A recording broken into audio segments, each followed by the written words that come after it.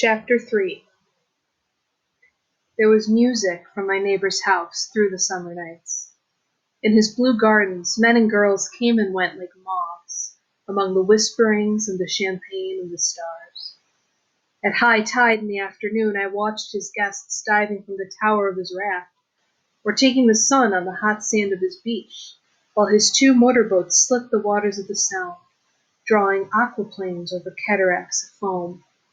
On weekends, his Rolls-Royce became an omnibus, bearing parties to and from the city between 9 in the morning and long past midnight, while his station wagon scampered like a brisk yellow bug to meet all trains.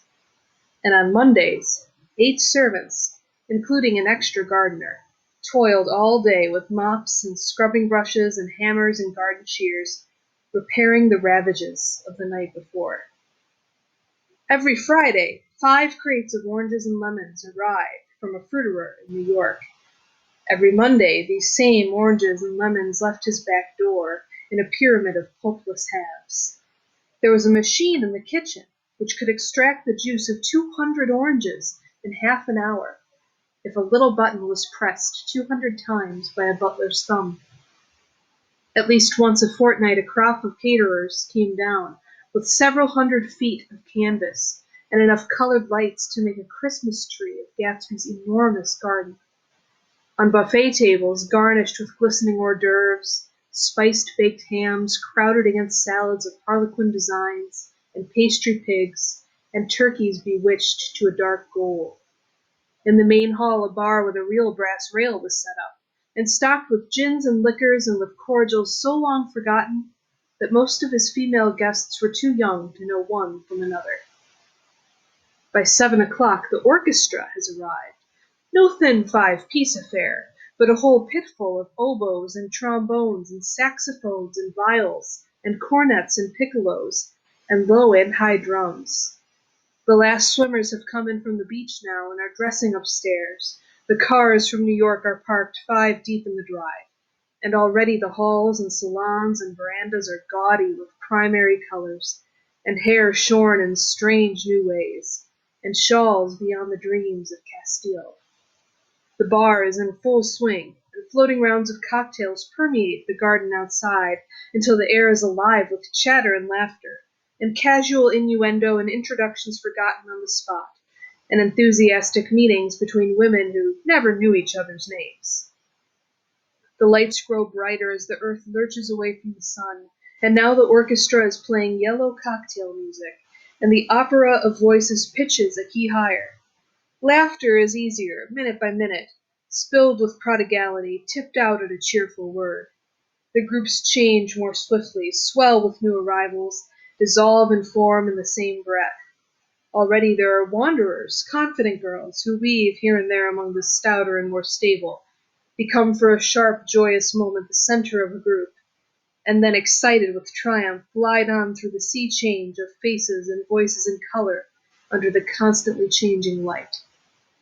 Suddenly, one of these gypsies, in trembling opal, seizes a cocktail out of the air, dumps it down for courage, and moving her hands like Frisco, dances out alone on the canvas platform. A momentary hush. The orchestra leader varies his rhythm obligingly for her, and there is a burst of chatter as the erroneous news goes around that she is Gilda Gray's understudy from the Follies. The party has begun. I believe that on that first night I went to Gatsby's house, I was one of the few guests who had actually been invited. People were not invited. They went there. They got into automobiles which bore them up to Long Island, and somehow they ended up at Gatsby's door.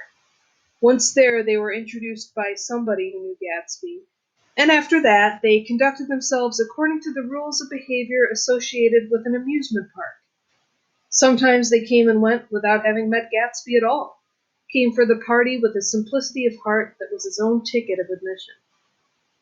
I had been actually invited. A chauffeur in a uniform of robin's egg blue crossed my lawn early that Saturday morning, with a surprisingly formal note from his employer. The honor would be entirely Gatsby's, it said, if I would attend his little party that night. He had seen me several times and had intended to call on me long before, but a peculiar combination of circumstances had prevented it. signed J. Gatsby, in a majestic hand.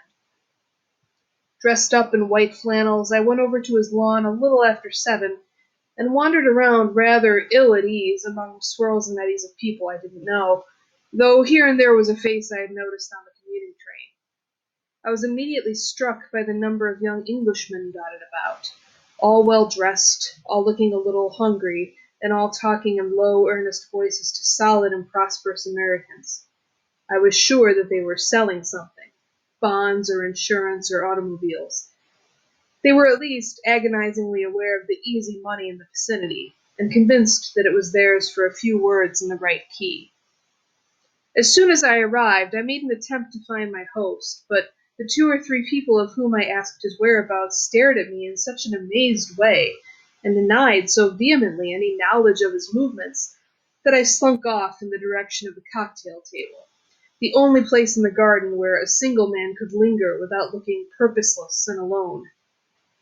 I was on my way to get roaring drunk from sheer embarrassment when Jordan Baker came out of the house and stood at the head of the marble steps, leaning a little backward and looking with contemptuous interest down into the garden. Welcome or not, I found it necessary to attach myself to someone before I should begin to address cordial remarks to the passers-by. "Hello!" I roared, advancing toward her. My voice seemed unnaturally loud across the garden. "I thought you might be here," she responded absently as I came up. "I remembered you live next door to—" She held my hand impersonally, as a promise she'd take care of me in a minute, and gave ear to 2 girls in twin yellow dresses who stopped at the foot of the steps. "Hello!"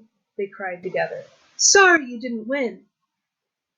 That was for the golf tournament. She had lost in the finals the week before. "You don't know who we are," said one of the girls in yellow, "but we met you here about a month ago." "You've dyed your hair since then," remarked Jordan, and I started, but the girls had moved casually on, and her remark was addressed to the premature moon, produced like the supper, no doubt, out of a caterer's basket.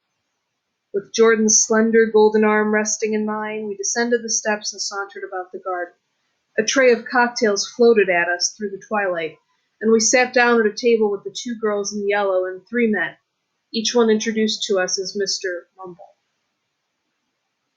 "Do you come to these parties often?" inquired Jordan of the girl beside her. "The last one was the one I met you at," answered the girl, in an alert, confident voice. She turned to her companion. "Wasn't it for you, Lucille?" It was for Lucille, too. "I like to come," Lucille said. "I never care what I do, so I always have a good time. When I was here last, I tore my gown on a chair, and he asked me my name and address. Inside of a week, I got a package from Croyer's with a new evening gown." "Did you keep it?" asked Jordan. "Sure I did. I was going to wear it tonight, but it was too big in the bust and had to be altered. It was gas blue with lavender beads. $265. "There's something funny about a fellow that'll do a thing like that," said the other girl eagerly. "He doesn't want any trouble with anybody." "Who doesn't?" I inquired. "Gatsby.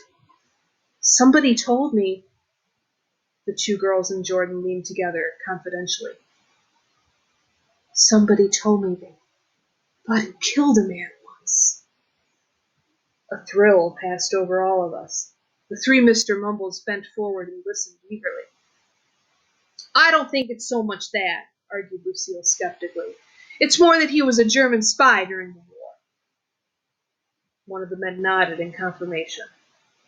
"I heard that from a man who knew all about him, grew up with him in Germany," he assured us positively. "Oh, no," said the first girl. "It couldn't be that, because he was in the American army during the war." As our credulity switched back to her, she leaned forward with enthusiasm. "You look at him sometimes when he thinks nobody's looking at him? I'll bet he killed me." She narrowed her eyes and shivered. Lucille shivered. We all turned and looked around for Gatsby. It was testimony to the romantic speculation he inspired that there were whispers about him from those who had found little that it was necessary to whisper about in this world. The first supper, there would be another one after midnight, was now being served, and Jordan invited me to join her own party, who were spread around a table on the other side of the garden. There were three married couples and Jordan's escort, a persistent undergraduate given to violent innuendo, and obviously under the impression that sooner or later Jordan was going to yield him up her person to a greater or lesser degree. Instead of rambling, this party had preserved a dignified homogeneity and assumed to itself the function of representing the staid nobility of the countryside, East Egg condescending to West Egg, and carefully on guard against its spectroscopic gaiety. "Let's get out," whispered Jordan, after a somehow wasteful and inappropriate half-hour. "This is much too polite for me." We got up, and she explained we were going to find the host. I had never met him, she said, and it was making me uneasy. The undergraduate nodded in a cynical, melancholy way. The bar where we glanced first was crowded, but Gatsby was not there. She couldn't find him from the top of the steps, and he wasn't on the veranda. On a chance, we tried an important-looking door and walked into a high Gothic library, paneled with carved English oak and probably transported complete from some ruin overseas. A stout, middle-aged man with enormous owl-eyed spectacles was sitting, somewhat drunk, on the edge of a great table, staring with unsteady concentration at the shelves of books. As we entered, he wheeled excitedly around and examined Jordan from head to foot. "What do you think?" he demanded impetuously. "About what?" He waved his hand toward the bookshelves. "About that. As a matter of fact, you needn't bother to ascertain. I ascertained. They're real." "The books?" He nodded. "Absolutely real. Have pages and everything. I thought they'd be a nice, durable cardboard. Matter of fact, they're absolutely real. Pages and... Here, let me show you." Taking our skepticism for granted, he rushed to the bookcases and returned with Volume 1 of the Stoddard Lectures. "See?" he cried triumphantly. "It's a bona fide piece of printed matter. It fooled me. This fellow's a regular Belasco. It's a triumph. What thoroughness. What realism. Knew when to stop, too. Didn't cut the pages. But what do you want? What do you expect?" He snatched the book from me and replaced it hastily on its shelf, muttering that if one brick was removed, the whole library was liable to collapse. "Who brought you?" he demanded. "Or did you just come?" "I was brought. Most people were brought." Jordan looked at him alertly, cheerfully, without answering. "I was brought by a woman named Roosevelt," he continued. "Mrs. Claude Roosevelt. Do you know her?" "I met her somewhere last night. I've been drunk for about a week now, and I thought it might sober me up to sit in the library." "Has it?" "A little bit, I think. I can't tell yet. I've only been here an hour." "Did I tell you about the books? They're real. They're—" "You told us." We shook hands with him gravely and went back outdoors. There was dancing now on the canvas in the garden, old men pushing young girls backward in eternal graceless circles, superior couples holding each other tortuously, fashionably, and keeping in the corners, and a great number of single girls dancing individualistically or relieving the orchestra for a moment of the burden of the banjo or the traps. By midnight the hilarity had increased. A celebrated tenor had sung in Italian, and a notorious contralto had sung in jazz, and between the numbers people were doing stunts all over the garden, while happy, vacuous bursts of laughter rose toward the summer sky. A pair of stage twins, who turned out to be the girls in yellow, did a baby act in costume, and champagne was served in glasses bigger than finger bowls. The moon had risen higher, and floating in the sound was a triangle of silver scales, trembling a little to the stiff, tinny drip of the banjos on the lawn. I was still with Jordan Baker. We were sitting at a table with a man of about my age and a rowdy little girl who gave way upon the slightest provocation to uncontrollable laughter. I was enjoying myself now. I had taken 2 finger bowls of champagne, and the scene had changed before my eyes into something significant, elemental, and profound. At a lull in the entertainment, the man looked at me and smiled. "Your face is familiar," he said politely. "Weren't you in the 3rd Division during the war?" "Why, yes, I was in the 9th Machine Gun Battalion." "I was in the 7th Infantry until June 1918. I knew I'd seen you somewhere before."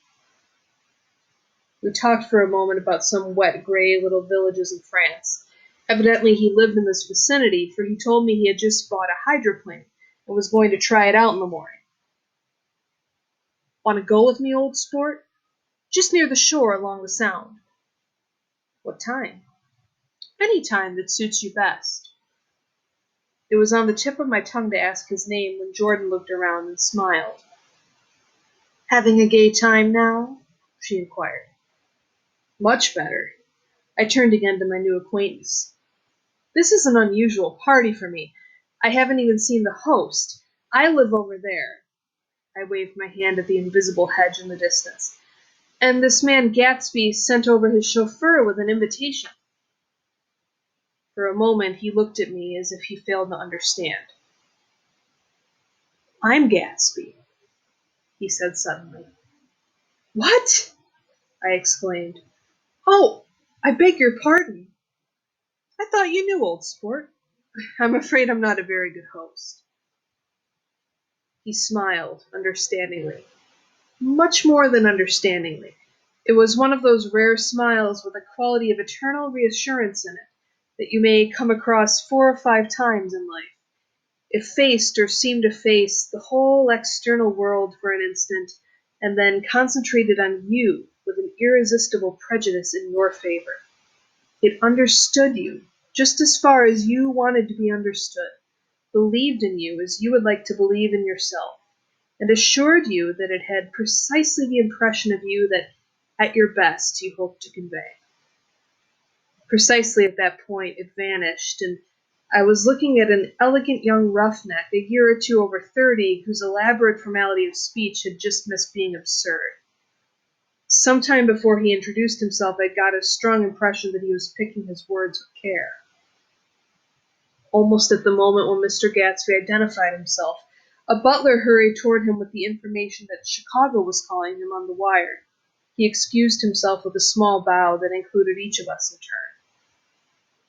"If you want anything, just ask for it, old sport," he urged me. "Excuse me. I will rejoin you later." When he was gone, I turned immediately to Jordan, constrained to assure her of my surprise. I had expected that Mr. Gatsby would be a florid and corpulent person in his middle years. "Who is he?" I demanded. "Do you know?" "He's just a man named Gatsby." "Where is he from, I mean, and what does he do?" "Now you're started on the subject," she answered with a wan smile. "Well, he told me once he was an Oxford man." A dim background started to take shape behind him, but at her next remark it faded away. "However, I don't believe it." "Why not?" "I don't know," she insisted. "I just don't think he went there." Something in her tone reminded me of the other girls' "I think he killed a man," and had the effect of stimulating my curiosity. I would have accepted without question the information that Gatsby sprang from the swamps of Louisiana or from the Lower East Side of New York. That was comprehensible. But young men didn't, at least in my provincial inexperience, I believe they didn't, drift coolly out of nowhere and buy a palace on Long Island Sound. "Anyhow, he gives large parties," said Jordan, changing the subject with an ermine distaste for the concrete. "And I like large parties. They're so intimate. At small parties there isn't any privacy." There was the boom of a bass drum, and the voice of the orchestra leader rang out suddenly above the echolalia of the garden. "Ladies and gentlemen," he cried, At the request of Mr. Gatsby, we are going to play for you Mr. Vladimir Tolstoy's latest work, which attracted so much attention at Carnegie Hall last May. If you read the papers, you know there was a big sensation." He smiled with jovial condescension and added, "Some sensation," whereupon everybody laughed. "The piece is known," he concluded lustily, "as Vladimir Tolstoy's Jazz History of the World." The nature of Mr. Tolstoy's composition eluded me, because just as it began my eyes fell on Gatsby, standing alone on the marble steps and looking from one group to another with approving eyes.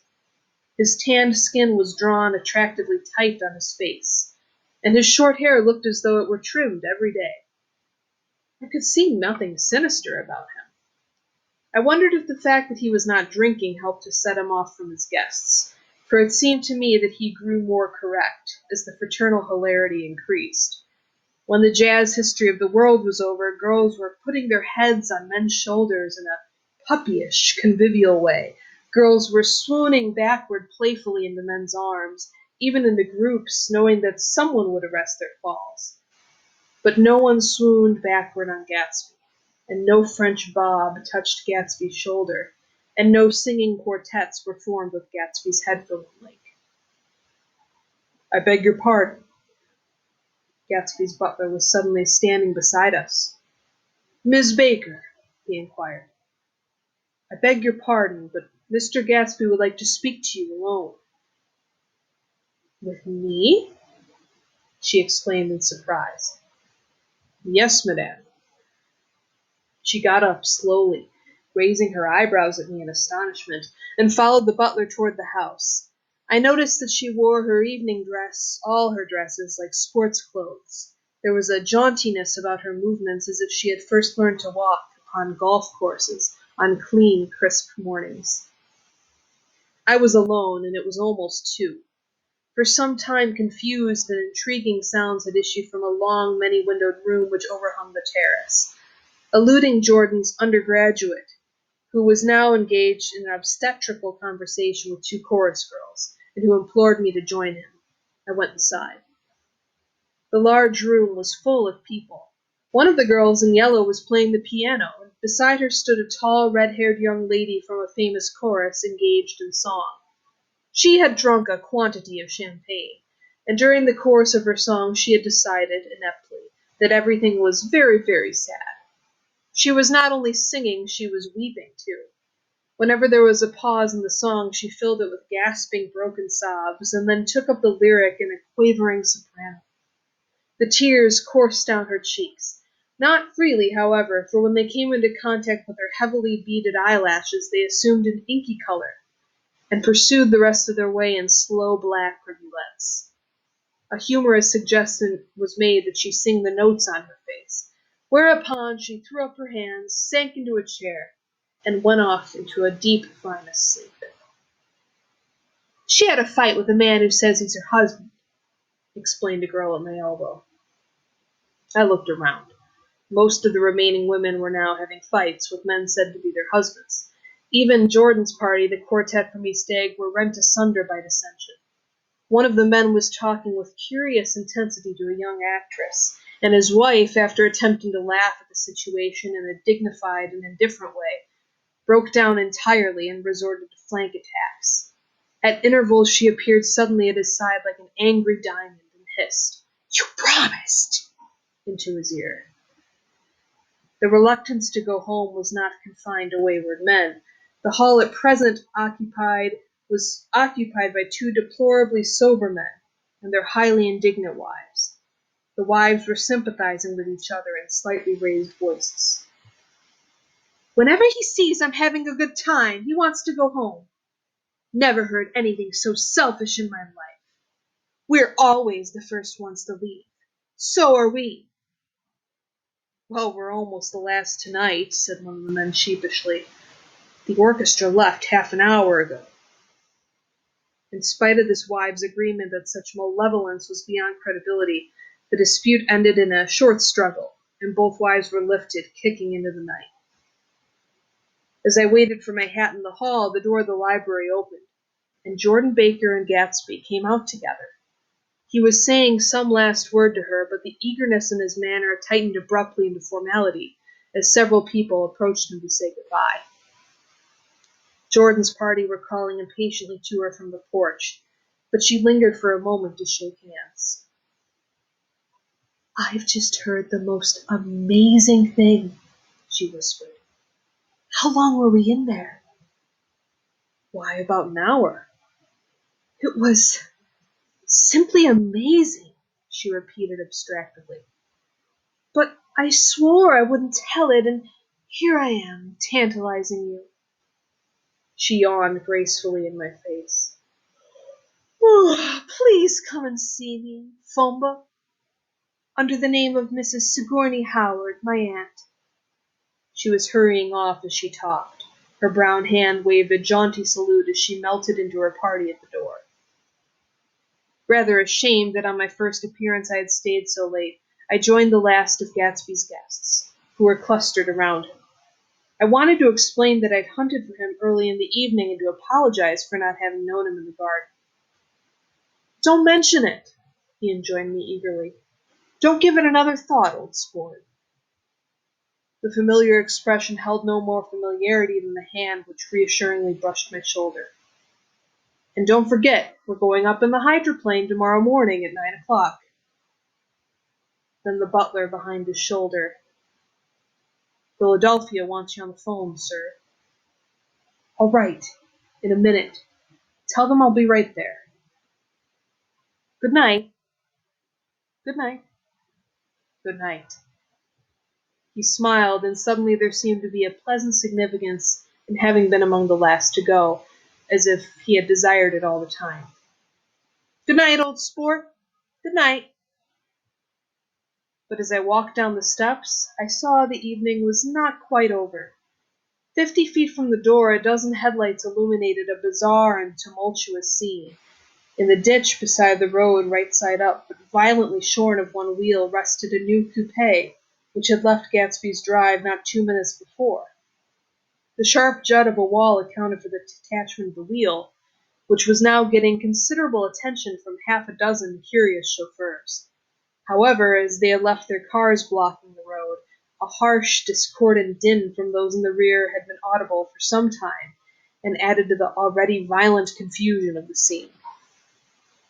A man in a long duster had dismounted from the wreck, and now stood in the middle of the road, looking from the car to the tire, and from the tire to the observers, in a pleasant, puzzled way. "See?" he explained. "It went in the ditch." The fact was infinitely astonishing to him, and I recognized first the unusual quality of wonder, and then the man. It was the late patron of Gatsby's library. "How'd it happen?" He shrugged his shoulders. "I know nothing whatever about mechanics," he said decisively. "But how did it happen? Did you run into the wall?" "Don't ask me," said Owl Eyes, washing his hands of the whole matter. "I know very little about driving. Next to nothing. It happened, that's all I know."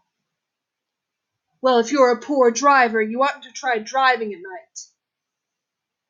"But I wasn't even trying," he explained indignantly. "I wasn't even trying." An odd hush fell upon the bystanders. "Do you want to commit suicide?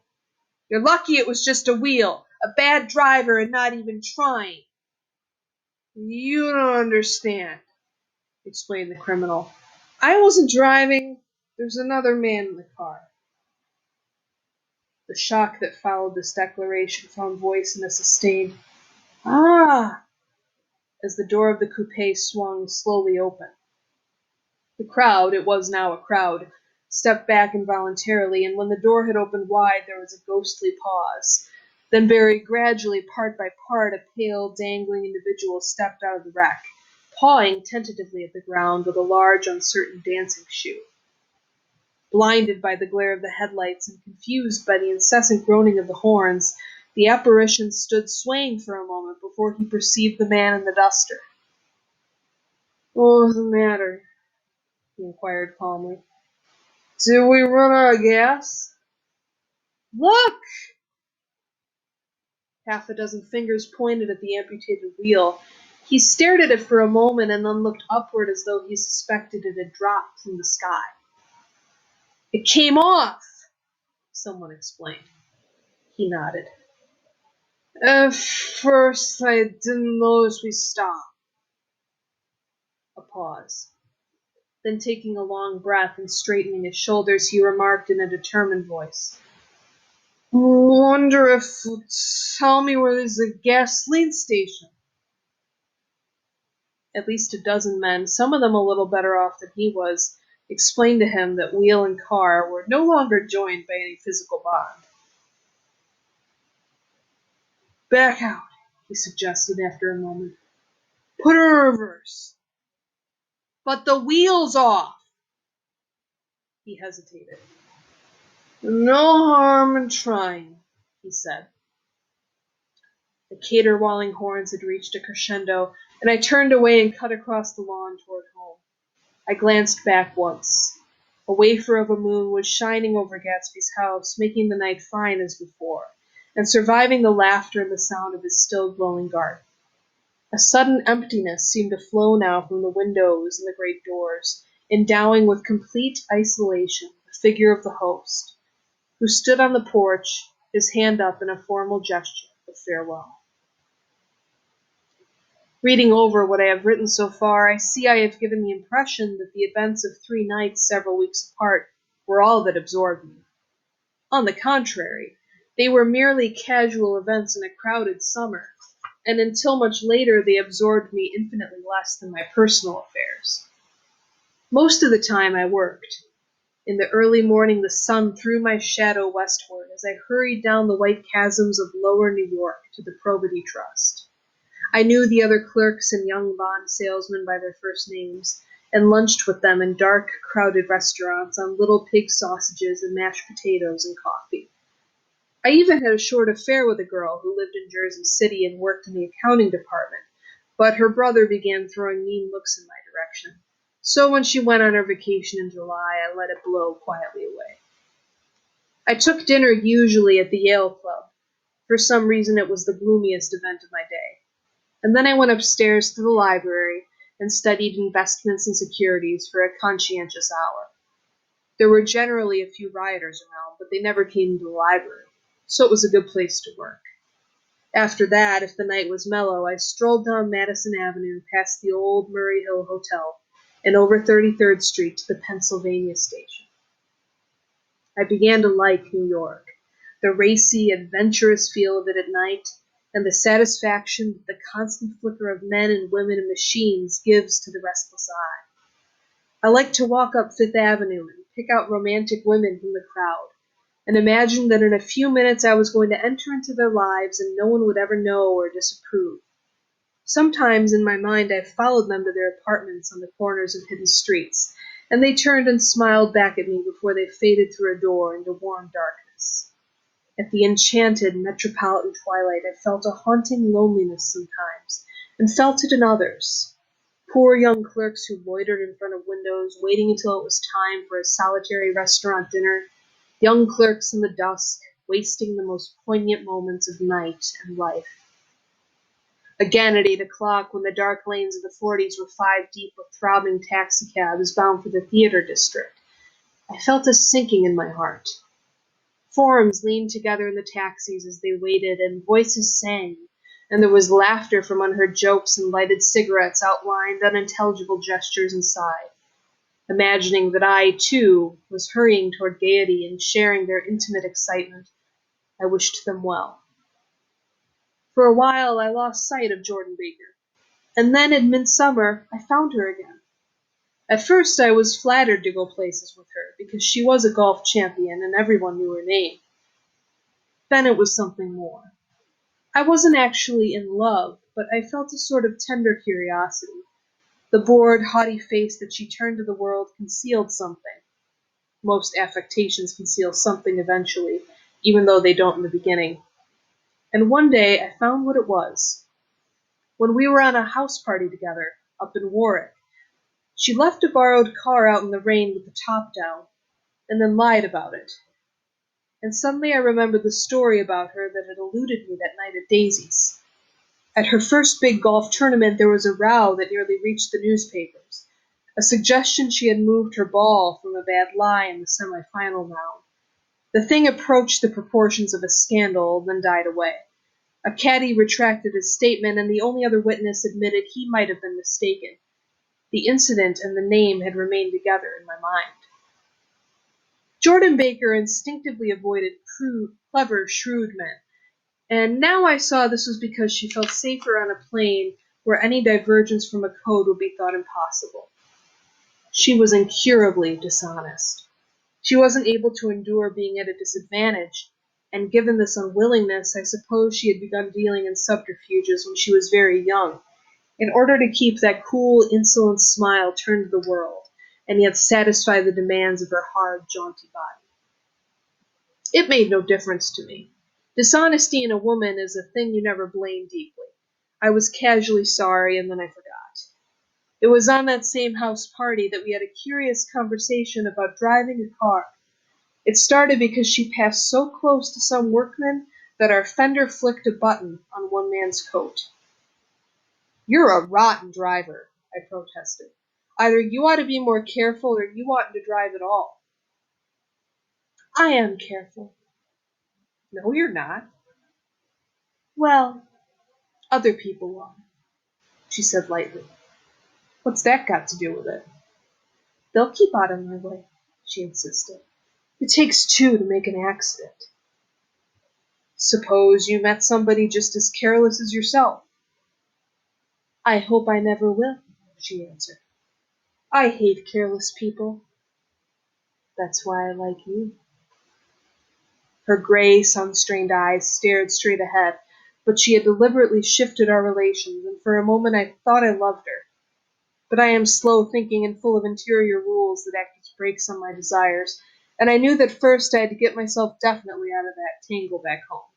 I'd been writing letters once a week and signing them "Love, Nick," and all I could think of was how, when that certain girl played tennis, a faint mustache of perspiration appeared on her upper lip. Nevertheless, there was a vague understanding that had to be tactfully broken off before I was free. Everyone suspects himself of at least one of the cardinal virtues, and this is mine. I am one of the few honest people that I have ever known.